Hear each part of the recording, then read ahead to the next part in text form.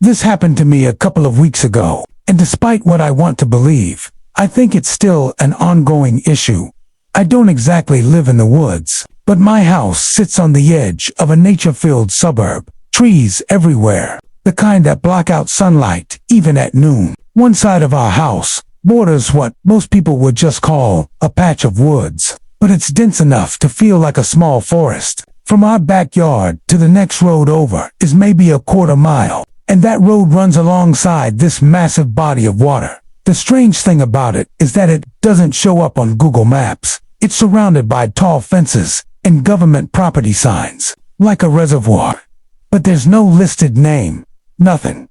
My siblings and I used to talk about it all the time, why it was there, what it really was. I run cross-country for my school, so I use that wooded area as a training route. It's a perfect 2-mile loop, through the trees, past the water, and back around. I like it because it's quiet. No cars, no people. The day everything started, I was just finishing a run when I thought I heard something. Footsteps or rustling behind me. I turned, but no one was there. I brushed it off as an animal.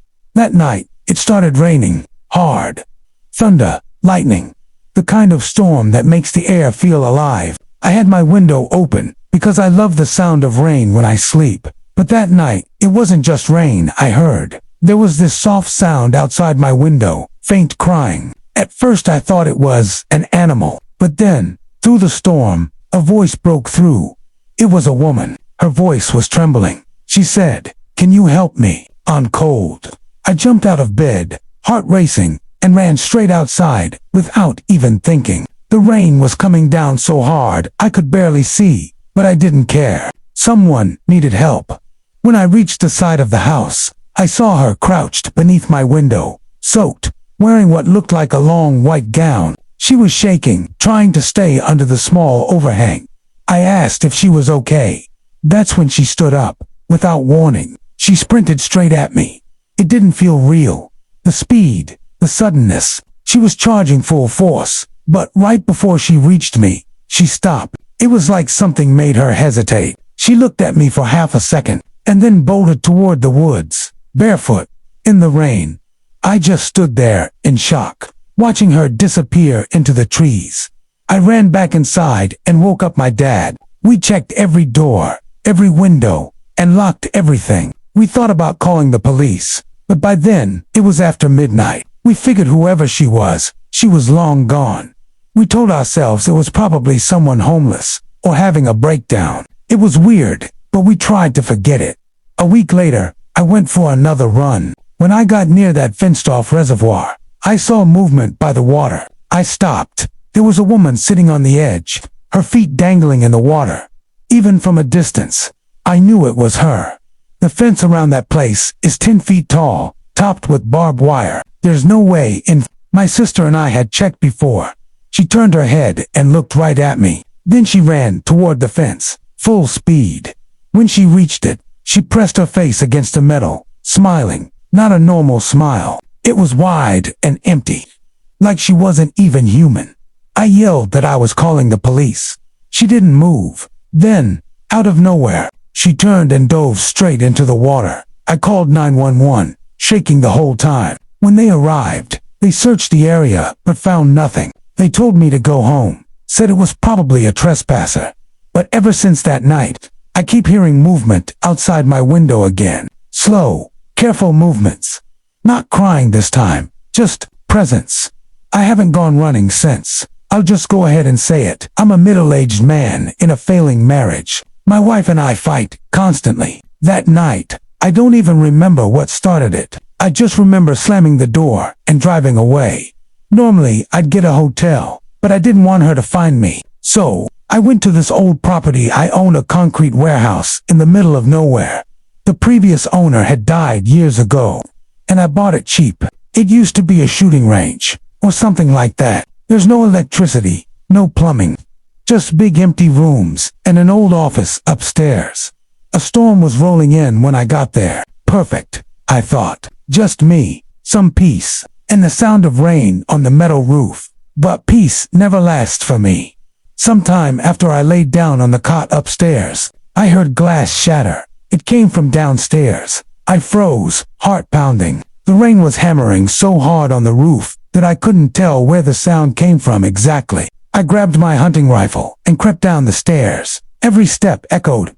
One of the boarded windows had a hole punched through it. Glass was scattered across the floor. No one could have fit through it. It was too small, but someone had definitely been there.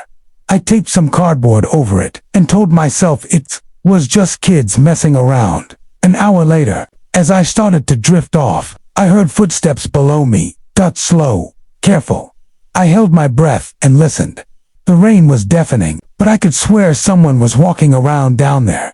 I waited at the top of the stairs, rifle in hand, not daring to move. When the footsteps stopped, I finally went down to check again. Nothing. Every door was locked. Every corner was empty. But when I came back up, I heard something again. This time it was unmistakable. The sound of heavy furniture scraping across the floor below me. Long, dragging sounds. That's not something a storm makes. I ran down, flipping on every light switch, yelling that I had a gun, that I'd call the police. My voice echoed back at me in the empty concrete hallways. Nothing was out of place. That's when it hit me, this cold, overwhelming feeling of dread, like something unseen was standing right behind me. It wasn't a thought, it was an instinct, a primal signal, screaming at me to leave. So I did. I packed up, turned off every light, and drove back home through the worst of the storm. I haven't been back since, but I keep thinking about that sound, the dragging, the silence afterward, and that feeling, like something was there with me. My name's Jason. I live in a pretty rural area. The kind of place where everything interesting is half an hour away. 3 Fridays ago, my buddy Leo and I drove out to a house party. I was the designated driver, which meant Leo was free to get completely hammered, which he did by the time we left around 1 a.m. The rain had started coming down in sheets. I could barely see 20 feet ahead. Leo was whining the whole ride, first about my driving, then about the music, then about how badly he needed to piss.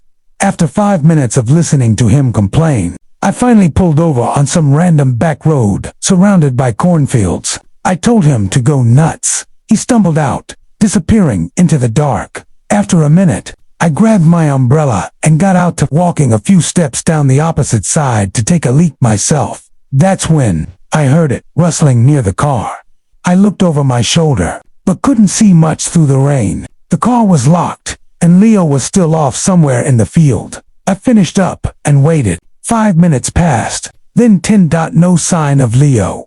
I was about to honk when I saw movement in the side mirror. Someone running toward the car. It was Leo, sprinting full speed, soaked, eyes wide with panic. He dove into the passenger seat and started screaming at me to drive.